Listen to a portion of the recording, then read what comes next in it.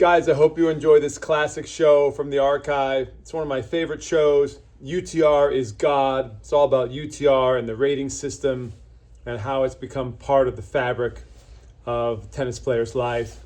I hope you enjoy it. There's some really thought-provoking ideas in the show. Drop me a comment if you like it, and I'll see you guys next week. UTR Is God. I'm just going to talk about UTR a little bit, my thoughts, and also talk about tournaments, and I'll take any questions you guys have about tournaments for your junior player, or maybe if you're a serious senior player, you have questions about what tournaments you should play. Let me know. Feel free to post those in the comments. And as you may have realized, the title UTR Is God is a bit of sarcasm, but I really feel like UTR is becoming like a religion or a god. And what I mean by that is UTR seems to be omnipresent, omniscient. So everywhere I look is UTR taking over the world, which is a pretty remarkable phenomenon. And UTR is omniscient. Like UTR, whatever the UTR algorithm says is the truth, is the word of God.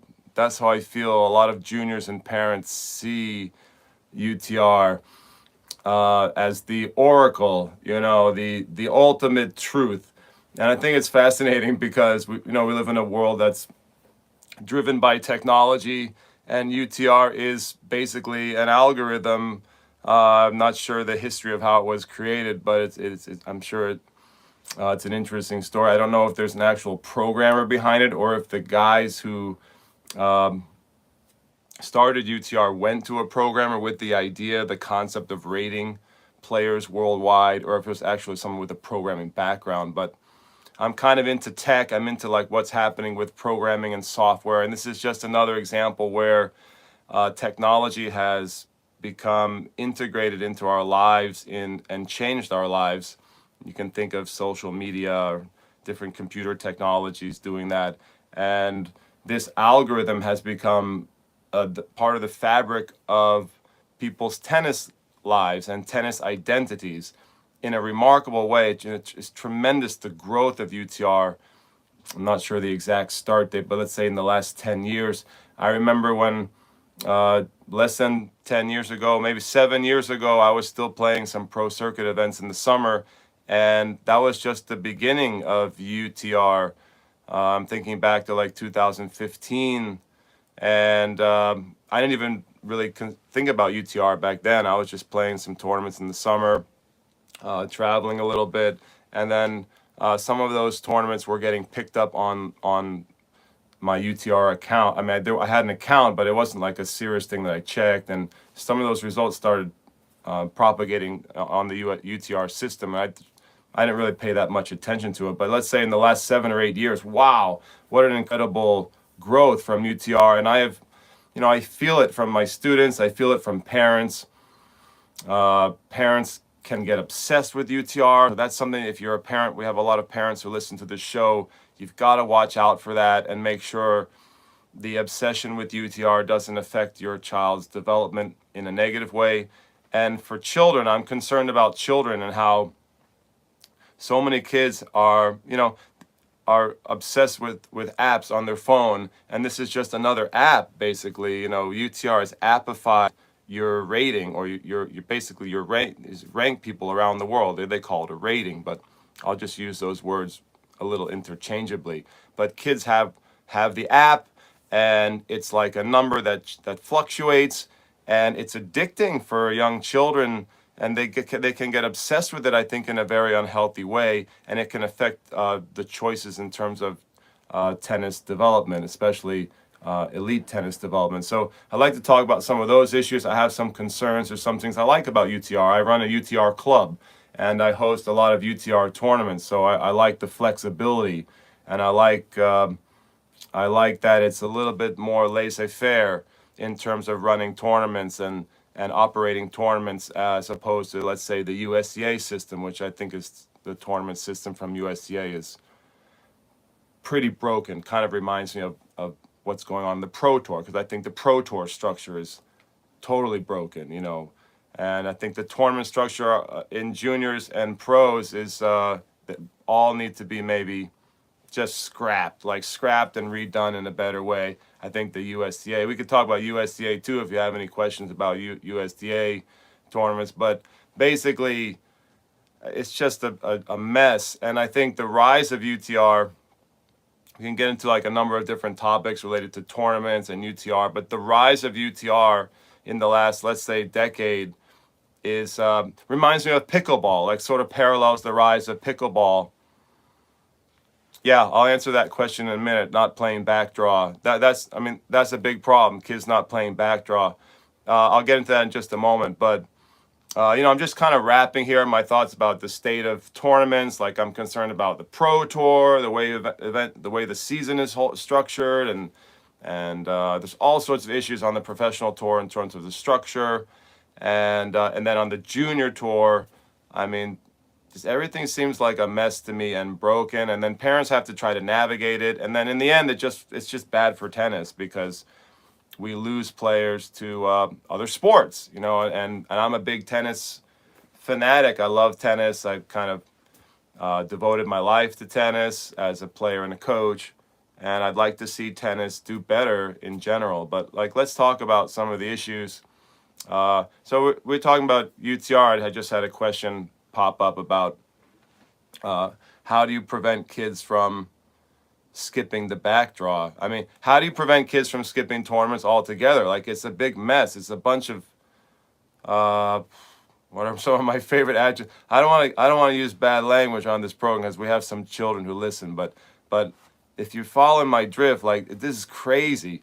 Like, I run UTR tournaments, and kids are ducking tournaments all the time. Like, I'll have parents message me and they'll say, sorry, we wanted to come to your tournament, but we checked all the ratings, and it's just there's no one strong enough for my son or daughter. I'm like, okay, and then on the flip side, it could be the other way around. Like, parent might not sign up because they look at the rating and the ratings in the tournament. They're like, oh, that's just too strong for my kid. I don't have a chance.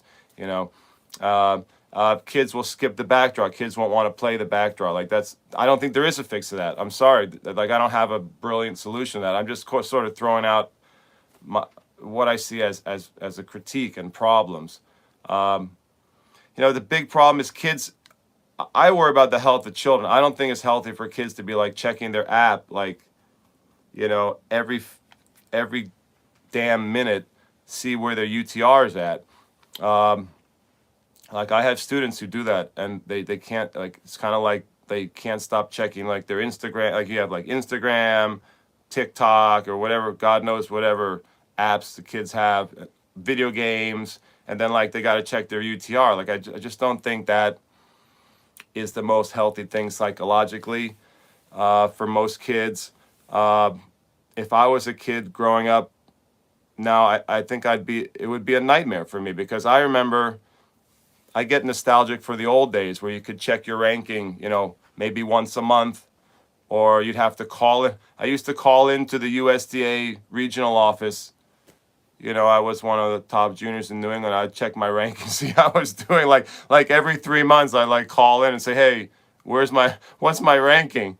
And it would fluctuate a little. There's some office they had, and they had a printout or something. And then at the end of the year, I always joke about this, guys. You know what I'm going to say. At the end of the year, you'd wait in the mail for your yearbook. You'd wait for the sectional year. I used to wait for the USDA New England yearbook, and it was very, very exciting because you could check your year-end rankings, and you had to wait months for some sort of calculation to happen in the USDA office. And I actually think it was better, guys. It was a better way back then.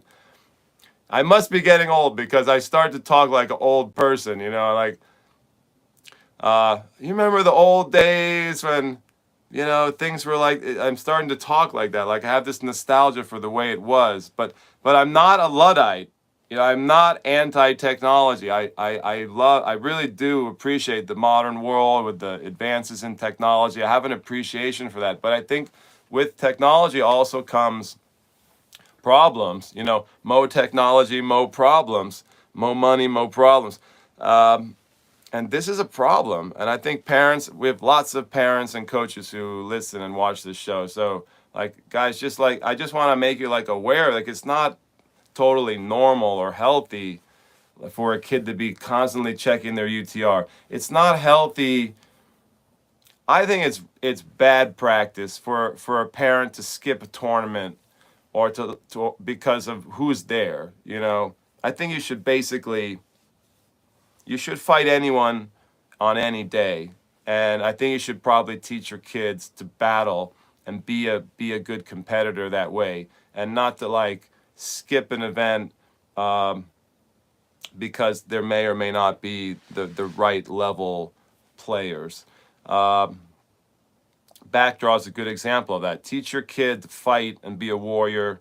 Go play that backdraw and just and clean up. If it's easy, clean up. If it's hard, fight. You know, either way. I just don't like the character building aspect of that, where we have like there's a lot of skipping going on. There's a lot of parents that are playing the system to get the rating or the ranking a little higher, and I guess UTR is not completely God, or I guess maybe God's supposed to be perfect, but in this case, UTR hasn't figured out how to solve some of those issues. But one thing that really is really aggravating me lately is, you know, you can't play a tournament and work on stuff anymore. It used to be maybe you'd enter a tournament. There's a couple of things. There's the character building aspect. So I just think it's not good practice to set the example for your kid that we're gonna duck, like we're gonna duck battles, we're gonna duck matches, we're not gonna play that because we're too good, or that's not worth our time, or that's too, or the opposite, that's too high a level. You don't want to sell your kids short that way either. So I just think in terms of character building, that's not a great way to develop mental toughness and the attitude of a warrior. And so that's why I kind of harken back to the old days where you just played, you know, you signed up, you didn't know who was going to be in the tournament, you know, and sometimes maybe that's better if parents just, you know, don't let their kids check the app. You know, there are apps now that have all, I don't know if it's My Tennis Locker, or I forget the name of the app. One of my students was telling me they got an app where they have all of your rankings and ratings like listed, and it's like really convenient, and you can check it all. But think of the danger of that too. You know, you got your rankings and every single ranking and rating, and you're constantly checking it, all the results. Like it can, you know, it can create a complex in a young kid's mind. But think of what you're teaching your kid in terms of character building by saying, like, number one, how about for their ego? Like, okay, we're not going to play that one because you're too good. Like, that's, like, imagine what Tony Nadal would say about that in terms of, like, developing humility and, like, you know, strong character. Like, no, we're going to play that and whoop ass. You know, like, if that's, we're going to sign up for this tournament, and whatever the level of people is there, we're going to go there and whoop some ass. That's a good message to teach your kids. You know, teach them to be a fighter. I don't like this ducking stuff.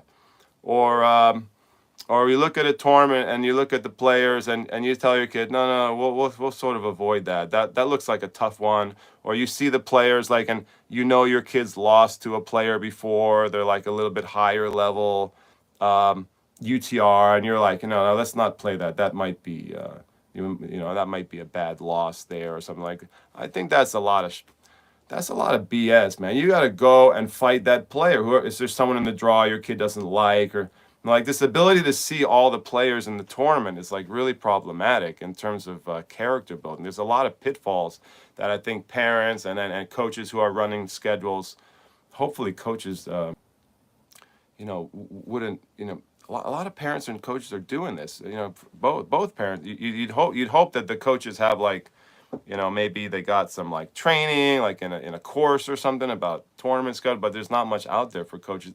Coaches make the same mistakes that parents make when they're scheduling tournaments. So I'm concerned about the character building aspect of like what's happening with UTR, and maybe it's not. I shouldn't just completely beat up on UTR because it's just it's just like the technology, the access to like players who have entered a tournament. It's like a big problem to be able to see it in advance and to be able to pull out. You know, back in the day, okay, you just it was better for kids' character development. And I think we should try to, like, if you're a parent, you could try to like recreate this as best you can in the modern setup that we have. You just sign up for a tournament and say, okay, that weekend, tournaments used to be weekend too, not just one day. That Saturday or Sunday, we are going and we are gonna battle and we're gonna whoop some ass. And we don't care who's there. If there are really good players there, great, because that's gonna make us stronger and we're gonna fight, tough battles. We might get our butt whooped, but we're gonna do it. We're not gonna like duck out of that. And if we get nervous, either mom or dad gets nervous, or the kid gets like, whoa, I don't really want to, that sounds really tough for me. No. And on the flip side, if we show up there and we're the best one, like, we look at the players, they're like, oh man, I'm the best one here. That doesn't mean you leave. You don't like say, all right, let's go take the weekend off, or because that's the attitude nowadays. But no, if you're the best one there, all right, we're gonna try to win like 1-1, 0-1. We're gonna clean house. We're gonna go through that draw, match by match, and I mentioned whooping ass. We're gonna go and we're gonna beat everyone there so badly that they're scared to play us again. We're going to inflict some psychological damage on those poor players who are less, who we assume they're lower than. Think about the ego that you're starting to develop in your child when you just like write off certain events and players. Rafa talks a lot about how even at his level now, he believes that he can lose. He has a humility that he believes he can lose, even against players he's quote unquote ranked higher than. Like that's a really good mentality to try to develop in your kids' character. In terms of your kids' character building. So I'm really concerned about that. And then the other big issue that's been aggravating me is the kids don't want to. You can't go to a tournament, at least you can't go to any tournaments anymore and like work on something. And like every time you play someone lower, there's like this big letdown. Like it used to be, if you had a player who's less than you, you start warming up, or the players in the draw, and you're like, oh man, this guy sucks. And this is not a problem, because you can still get a lot of work. You can get a good workout. You could, those were times where maybe you'd practice your slice backhand, or you work on a little bit serve and volley. You work on something that you've been training with your coach. It's a great opportunity to get better at something, and nobody sees it that way anymore. All it is A, a waste of time, B, a chance where I might lose too many games, that the algorithm that is God now might determine that I'm a lesser player. And I just think it's a bunch of garbage. Players are missing out on a huge opportunity in terms of and parents too, in developing their kids' character better, and also developing their kids' deficiency, get parts of their game that are not that need work. So what do you guys think? Am I becoming old fashioned? I'm becoming that old geezer who wishes the world wasn't changing around him, but I don't think I am. I just think the technology is great. It's cool to be able to check your stats on an app. There's a lot of advantages. I mean, UTR is a great rating system. There's a lot of other competing rating systems around the world. We could talk about that. I mean, I have no idea. The whole environment is completely kind of like fragmented, and UTR, I think they do the algorithm is quite accurate. It's sometimes shockingly accurate in the way it does assess a player very well. So that's the good part. That it's a good algorithm for the most part. But the obsession, and then all the ducking. I mean, I'm not sure how to fix it, but I just want to talk about it. And maybe you guys have some ideas too. You can share in comments or email me, or whatever you'd like. And this is also for a lot of my parents. I have a lot of my own students' parents who watch and listen to this show. So you know. Those two things are bothering me a lot, and I would love for my students to just play, like just sign up and play, and like maybe don't even check the UTRs of all the players. And that's a tough one. If you're playing someone worse, can you work on something, or that's just, you know, it's gonna affect your UTR in the end. But in the long run, you're gonna get better. You're gonna be a much better player. You're gonna be more mentally tough, and you're gonna have like fewer holes in your game. You got all these kids now who are afraid to try anything. They're afraid to work on stuff. Just simply afraid, because if you lose too many games, you might get dinged on from the God algorithm, the godly algorithm known as UTR. I think USDA has got to, like, you know, USDA just has a history of being monolithic and lacking agility. Like, there's no agility from that organization. There's no common sense. It just historically, I don't know. It's just it's a cultural problem in the organization. I'm not the first person to complain about this. Just getting a comment here that we should have some incentives for playing. Yeah, maybe there is a way to incentivize the play. I mean, I'm also speaking directly to UTR, and you know, I know some of the UTR guys follow the program, and you know, you have to take some responsibility for what you created, and at the end of the day, we want a good experience for kids. I think UTR is really good in terms of the flexibility it offers for club owners and like tournament operators. Like I mentioned, I run UTR tournaments, and it's so much easier and more flexible than USDA. And that just goes back to my point. Like, the USDA is so rigid and so slow to adapt. It's not like an adaptable organization. It goes back to their kind of corporate culture, very corporate and slow moving and sort of glacial. It's a good way to describe it, like glacial in the way they operate. And the tournament scene has been broken in USTA for many years. The red, orange, green mandates for tournaments is very heavy-handed. Parents don't like it. I don't know if anybody likes it. You know, the kids don't like it. Why is that the first introduction to tournaments for kids? What a nightmare, you know, like you got this whole like rigid system with the different classifications, and you got to get a certain number of. This is too complicated. That whole thing should be scrapped. I never liked it from the very beginning. The requirements for the 10 and under, basically 10 and under tournaments, if you know what I'm talking about, red, orange, green tournaments, just ridiculous. That whole thing should be scrapped. Just let kids play. Let parents choose what they want to play. And then just like, you know, the USDA, like the app and the website and the searchable database, it's kind of like not as user friendly. The UTR app is very well done and user friendly, and people like that. Like what USDA has allowed, they've allowed a for-profit company to kind of like swoop in and just fill this landscape. They just you know, the UTR is growing and growing and growing, and they've taken over the tournament space, and they're doing all sorts of other innovative things. But like, look at the innovation that's coming out of UTR.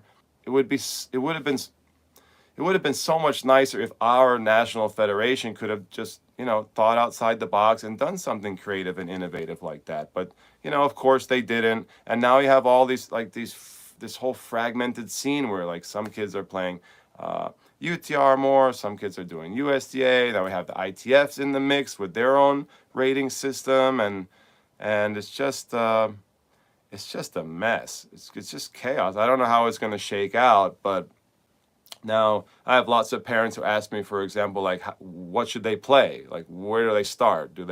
Should they play USDA red, orange, green and go through the progression system? Should they play Little Mo? There are other tournament scenes out there. Junior Tennis Tour is a growing organization. My buddy runs that. You know, Junior Tennis Tour. Like there's these. You know, the reason why these circuits are popular is because the USDA sucks, man, and the tournaments suck, and they're not run well, they're not managed well, there's so many impediments to enjoying a USDA tournament that, I mean, uh, the show's not about criticizing the USDA necessarily, but that's the reason why UTR is thriving. That's the reason why there are other junior circuits that are really, really popular. Little Mo's really popular. You know, I tell my students, I tell my parents, you don't even have, I mean, doing USDA is not even, you don't even have to do it anymore. You don't even have to do a USDA. It never used to be like that. When I was a kid, that was the only game in town. You had to play USDA tournaments, where whatever they did, you had to do to get a ranking. The goal was every kid wanted to get a ranking. Every serious kid wanted to get a ranking. I love checking my ranking. Like I said, I think it would be really bad for me to be growing up in today's world where you can basically like wake up in the morning and you can check your app and check your stat every single minute. You know, that's not healthy for a kid. Kids should be focused on their development, their long-term development. What are they working on intrinsically? What do they need to improve with their technique? What do they need to improve with their movement? What kind of patterns do they need to practice? What are the areas of deficiency that they need to get better? You know, but the kids kind of like, when you're in that appified world, there's this hyper focus on like the number, and that doesn't tell the whole story, and it's certainly not the healthiest way to develop a champion. I'm not saying it's bad to have a rating, but it should be de-emphasized to a certain extent, and parents and coaches should be like really careful about you know, how much kids are checking it. Like I'm guilty of it too. Like I talk to my students all the time because UTR is a really useful metric. So like a lot of times I'll be like, you know, talking to a kid, and it's like the language that the kids understand tennis. So I'll say something like, very innocently, like, you know, you keep hitting your forehand like that, you keep playing like that, your UTR is going to go up 2 levels. Or I'll say something like, you know, the way you just played the last few points, that's like 12 UTR tennis. That's like D1 tennis. So I guess you know, I don't know if I'm guilty, but I mean, that's the world we live in. The kids are into it, like that's good. But parents and coaches, we need to monitor like what they're checking on their app. We need to monitor like the level of obsession that's happening. We should avoid ducking. We should commit to playing and battling. Like the comment that I had earlier on the show, you should play that backdraw. Don't skip the backdraw. That's a bad lesson to teach your kids. You know, like teach your kids to play it out, fight. If there's a kid that's not as good as you, go whoop ass or go work on something. Don't come back to me and say, I want to go home and I'll play video games today. No, don't do that. You know, I'm missing the old days, and you know, it parallels what's happening on the Pro Tour. The Pro Tour is such a mess, overscheduled, different competing organizations. The financial picture on the Pro Tour is not optimized for all the players. The players need like a union and a collective bargaining and like a total professional revamp of the structure on the Pro Tour. And a lot of players have talked about that and are aware of that. I just think like junior tennis is similarly fragmented. And the interesting thing is tennis is such a great sport. It's this awesome international sport. I think tennis is still thriving. You see the participation rates for tennis are going up. You know, say what you want about pickleball, and pickleball I think is another indicator similar to the rise of UTR. Pickleball sort of shines a spotlight on where tennis is failing. The rise of UTR shines a huge spotlight on how USDA tournaments failed in many ways. And the same way pickleball, it shines a spotlight on the failures of tennis, like to captivate a certain audience, to get to build enthusiasm for a certain segment of the tennis market. But I think tennis whoops pickleball's ass. We're talking about whooping ass. Tennis is such a great sport, so much more dynamic, and just in terms of like athleticism and it just dwarfs pickleball on a worldwide scale financially. Like I don't have any doubt that tennis will will lose to pickleball in the end. Like there are some, pickleball is so much in the news lately, but I mean, I part of me thinks some of pickleball is a fad right now. I mean, it's another topic for another time, but I think tennis will it's if you just compare the sports, there's no comparison in terms of the entertainment value and the international scope and certainly in terms of the economics of tennis. Tennis dwarfs pickleball, even though pickleball is getting some seed money and some venture capitalism. I mean, it's not even close to what tennis is and what tennis can be in the future. But tennis should be careful because to allow a sport like pickleball to rise like this, when we could have like shut them down and really had all of those players probably playing tennis in some way and maybe in some modified way. Like we've lost a big chunk of people to pickleball and other small court sports. Padel is another one in Europe, and I just think. These are moments where, as an industry, you look at yourself in the mirror and you say, okay, what did we do wrong, and what can we do better? So the same with so getting back to UTR and players, like parents and coaches, try to like see what's happening with UTR. Like hopefully I can give you a little bit perspective about like the history, the way it used to be. Even though that's sort of a maybe. That may indicate just some nostalgia and an old-fashioned nature. But sometimes things were a little bit better back, before tech. And then like there are things that tech does well, and there are things that technology can create problems too. So I think as parents and coaches, try to see clearly what's happening. Look at your kid. Is your kid like really into it? Are you falling into the habit of like skipping tournaments or pulling out of backdraws or host of other issues? Try to avoid those practices and try to build character in your kid. Try to make decisions regarding tournaments that help make your kid stronger mentally and build up their character for life, not just for tennis but for life, and also help your kid develop to the maximum all of their skills. And don't just hyper focus on the number. The UTR is like it's like an SAT score, like in your face all the time. Like everyone knows their SAT score, at least I did. You guys may not know, but I did get a perfect score on the SAT. But everyone like in college like is obsessed with that number, what they got on the SAT in certain industries. Like on Wall Street, like it's really big. Like everyone wants to know each other's SAT score.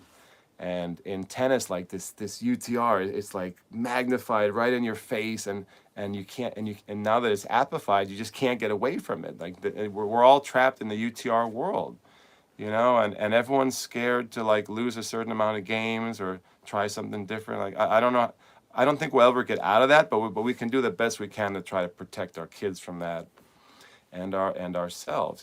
Especially if you're playing yourself or you're.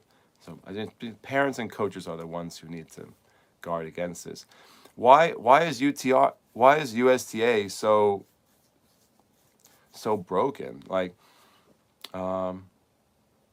kids don't enjoy USTA events. We lose a lot of competitive players in USTA. So maybe UTR in some level is a blessing because it's gonna like help like make tournaments better. I'm sure UTR would make that argument. Like they're making tournaments better. They're building enthusiasm. Certainly, they're growing fast. People are enjoying UTR events more than USTA events, more than other circuits. So in that respect, good. I don't think UTR is all bad, and I think there's a lot of good things. But some of the negatives that I just wanted to share with you guys and kind of get it off my chest. It's kind of aggravating me. If I get another message from a parent saying, we'd love to play your tournament, but we're just going to wait till Friday to see, who signs up. Like, don't send me that text again, guys. I mean, come on. You know what? You know how that makes me feel? Oh,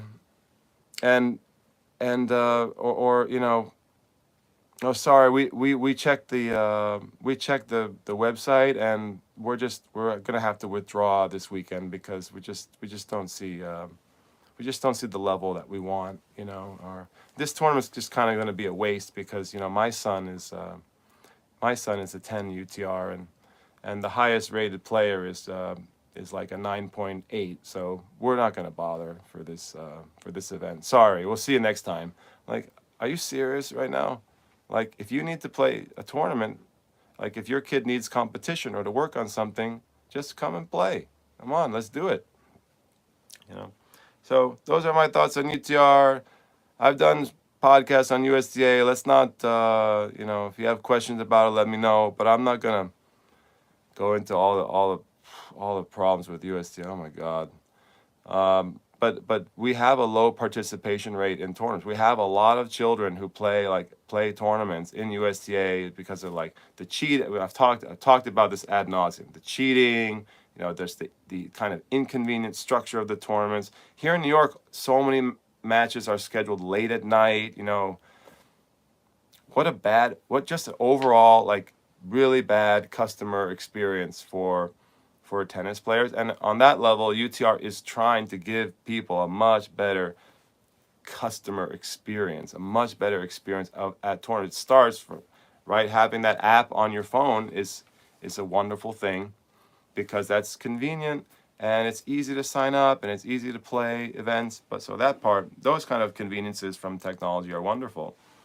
And we just have to be careful about the drawbacks. So guys, is UTR God?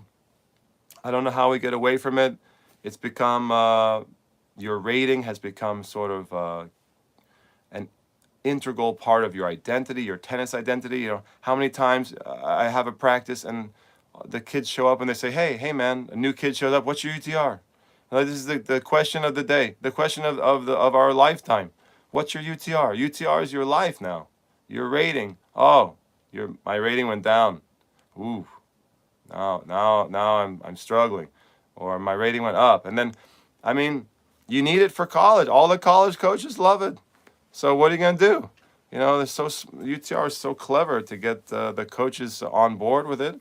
And now every player, rightfully so, as they get older, they're definitely concerned about their UTR, and parents too, because it's a huge part of recruiting. So how do you get away from that? It's basically become like the de facto SAT score for tennis. That's what it is. It's an SAT score for tennis, and it's like the entry ticket to college. You have to have it. But as parents and coaches, we got to do our best to try to maybe de-emphasize the obsession with the rating, and to make sure our kids understand healthy ways to approach competition, and no ducking. No duck. We fight whenever you know, we play anyone, anytime, anywhere. We play, we fight. I think that's a good way to approach, really healthy way to approach tournaments. And if your son or daughter has a match against someone who's a little bit lower, tell them, come on, let's work on something. Take advantage of this opportunity. You know, rephrase that whole situation, reframe it so that the kid's looking at things in a positive way. That's what I think, guys. I'm sure there's more we can discuss. Post any questions in the comments, shoot me an email, and we'll talk more about tournaments. These are, like, I get a lot of questions about what tournaments to play. We've done some shorter videos for the YouTube channel recently on how many tournaments to play, what tournaments to start out with. I get questions about for older players, like what should I play, USDA or the ITF circuit? The ITF circuit is actually very well run in terms of structure. I actually like the ITF structure very much more so than USDA.